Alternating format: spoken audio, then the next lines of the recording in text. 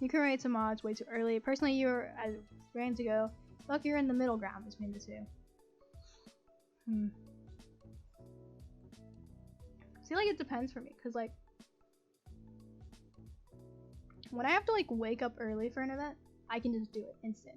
I only need one alarm clock. But I wouldn't say I'm a morning person either, because I just stay up so late. My body's weird. I literally had 1 hour of sleep one time.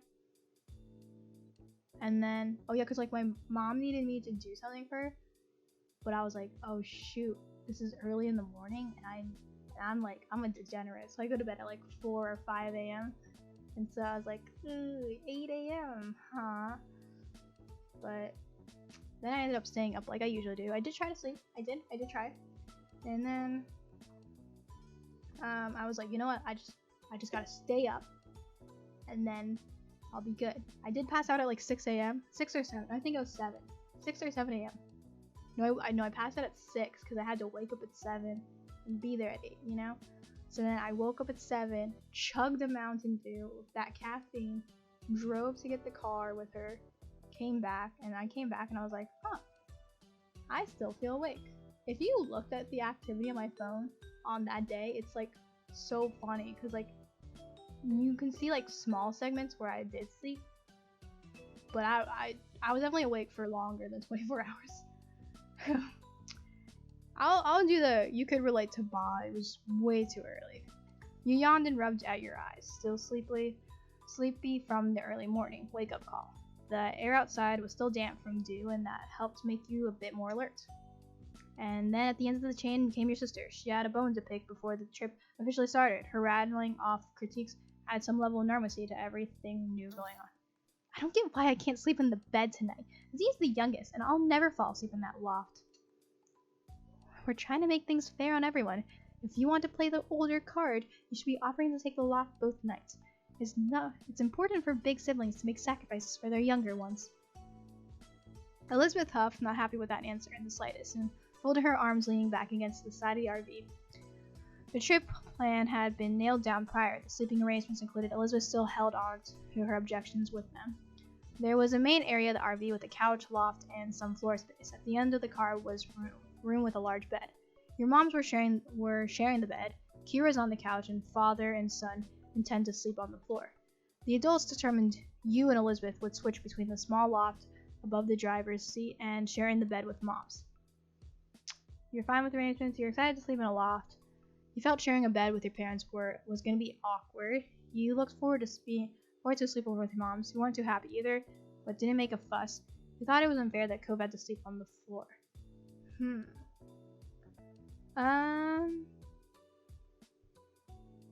Honestly, I kind of feel bad for Cove, but I've been in a similar situation with friends, and I'm like, hi, you guys get the floor, I get the bed. And I don't feel awkward about sleeping with, well, specifically my own mother. Probably not my dad. But, honestly, I'm fine with the arrangements. As long as you had a place to rest your head of some description, it didn't bother you. Alright, you lot. Does everyone have everything they need? We're headed out in 5 minutes. Now's the time to be double-check. You don't want to forget something important. At the word, Elizabeth yelped and dashed back into the house, her bedhead hair bouncing behind her as she went. Ma came over and gave you a smile, setting her hands on her hips. How about you, Z? Do you have anything? Have all your clothes packed? Toiletries, deodorant, floss, anything else you could think of? Oh my god. When I went on a camping trip with my friends, I was legit like I think I was the only one that packed everything. And like I kept being like, did you remember this? Did you remember that? You were confident you had it all. You weren't sure about that. Oh, you had to run back inside. Just give her a flat look.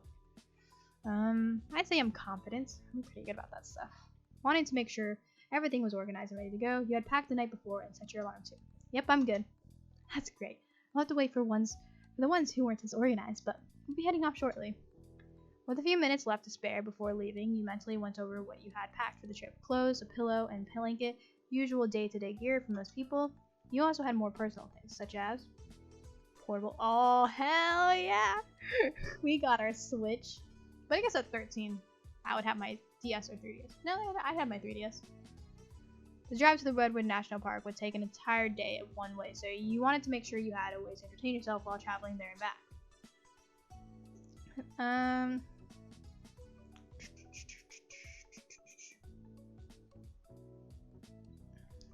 a ball. It was fun to break out a ball to play around with in the field behind your house, so you thought everyone might enjoy having something to do while at the park. An MP3 player with headphones. With so much going to be spent driving a car, you wanted to make sure you'd be able to have some music to put on. I'm too young for that. I don't even have that now. Yeah, I'll say it, and that was everything. Hey, let me take that for you, Z. I'll stow it in the RV. There's a few spots left it'll fit. You let Kiara take your bag and gave her a grateful smile. With nothing left to do, you watched the others getting ready for the trip. Kira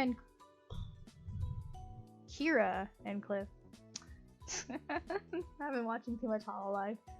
Kira and Cliff seemed to have the most energy of anyone. They were finishing packing the suitcases away while your moms had gone to lock up the house. They high-fived whenever another one got crammed into the storage compartment of the vehicle. Even though your own parents were more low-key than Co's, you could tell they were both excited for the trip.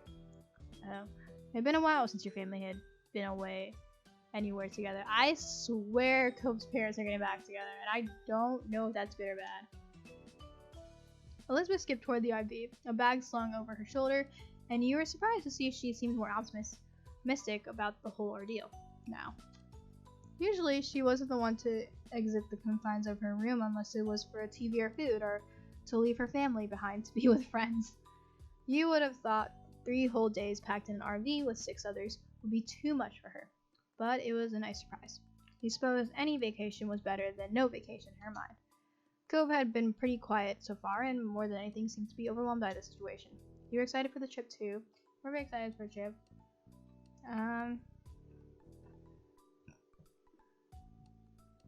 I would think I'm excited because it'd be fun, especially to go with one of my friends.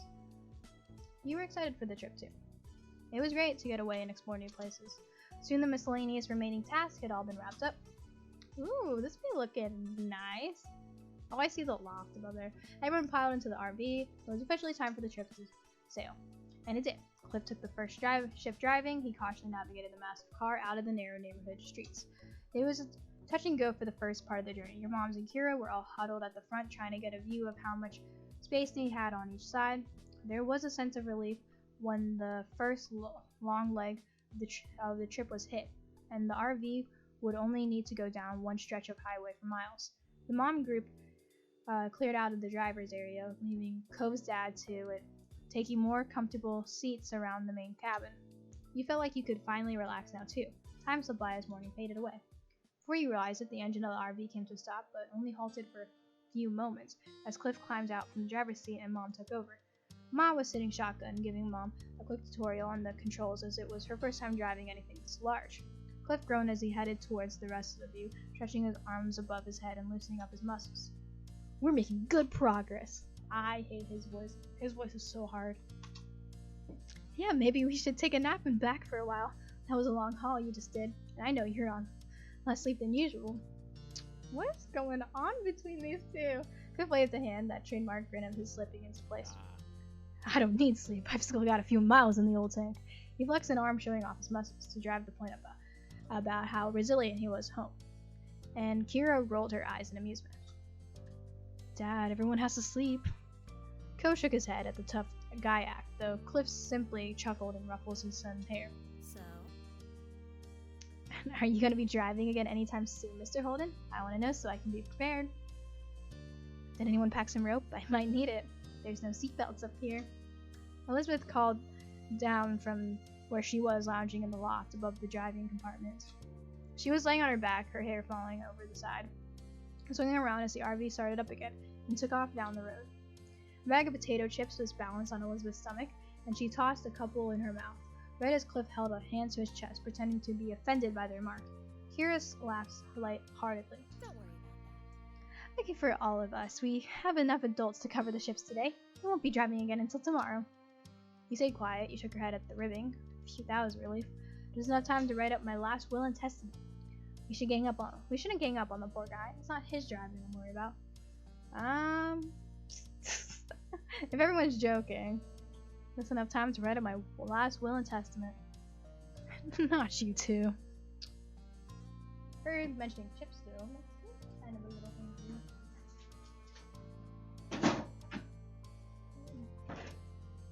Just grab the drink. You could not hear that. The rest of the group laughed while Cliff protested and gave him an apologetic shrug.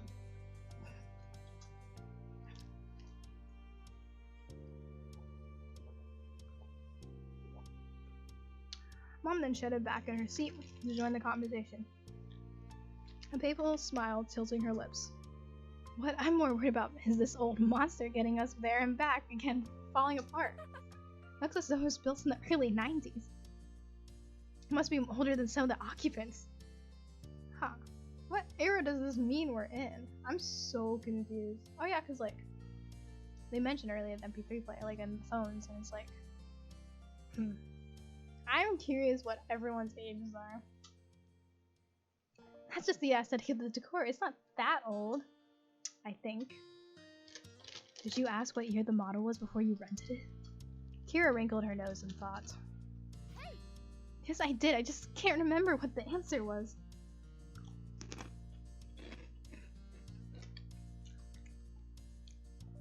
Cliff chuckled at her while the rest of you let out a collective sigh. Oh, yeah, that makes sense. The RV lurched a little as it picked up speed, and you held onto the ladder to the top to keep your balance.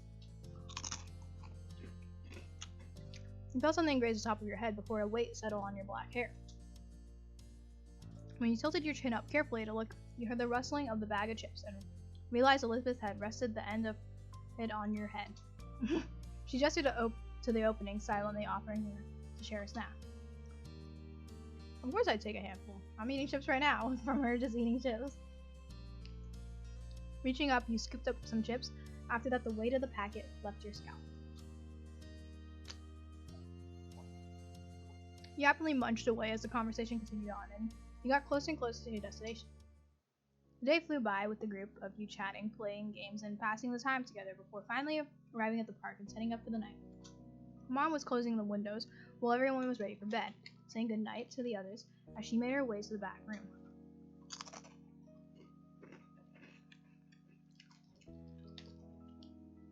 You had all had dinner together while still driving, and some hours after you had arrived at your destination and found a spot to the park and for the rest of your stay. Giving a look across the front of the RV, you noticed almost everyone there was already dozing off where they were, while Cove, having completely fallen asleep, curled up in the passenger seat. He must have done so while Kira was driving the last leg, and they had decided not to disturb him. Kira herself was the only one up there who was still awake, flipping through a magazine next to a portable light from her spot on the couch. The seamrester holding you to sleep despite his claims. You following your mom into the back room and closed the door behind you before crawling onto the bed between them. It was a queen-sized bed, so there was enough space for the three of you together without too much squishing. Good night. Get a good rest, Z. We've got a big day ahead of us tomorrow. Fantastic. I'm looking forward to the bushwalk in the morning. It's been a long time since I was out in nature like this. There will be plenty for us to see. You stayed awake for a little while longer while your moms whispered about the park and forest in general. With the sound of their voices in the background, eventually you nodded off to sleep.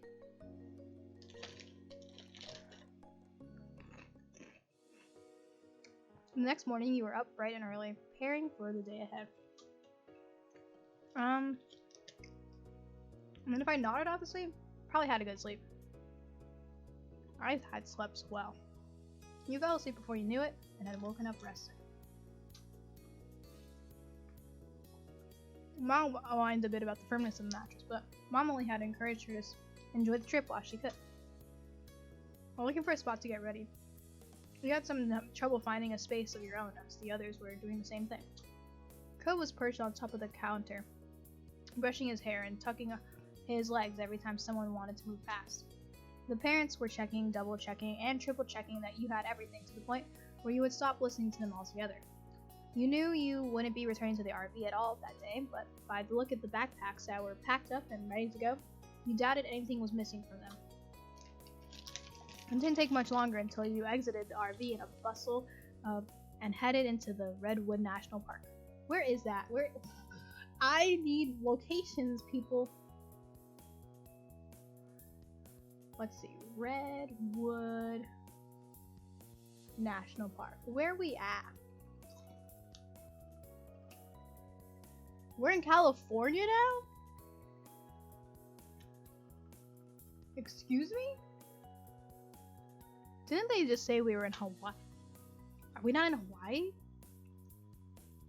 Our mom just happens to be Hawaiian? I'm confused. Oh yeah, they did say half white earlier. I thought our mom was Asian, honestly. It didn't take much longer until you exited. Oh yeah, we were with that. Kobe had his head tilted up towards the canopy of trees, his eyes wide as he took in the massive trunks on either side of you. You knew that the redwood trees here were considered the tallest trees on Earth, but you weren't prepared for exactly how huge they would be in person. Come on. Smile, you two. Oh, she's always embarrassing him. You spun just in time for Kira to snap a picture of you and Kobe together. Before she pointed her camera at Cliff, trying to get a shot despite his weak protest that she should just enjoy the moment. I wonder how that picture turned out. Your parents were walking behind the group a little, with Mom telling Ma some information she had read about the park in a brochure. Ma listened happily while looking around and taking in the sights every now and then, asking a question or making a joke about something Mom had said. You smiled at them, thinking your mom must have read a lot of pamphlets to know so much about the park. Maybe you should come and work here as a tour guide if you know so much about the place. Elizabeth teased, earning a squeeze on the nose from your mom. She seemed to be enjoying herself, but you thought that might just be because she was amused by everyone else's reactions.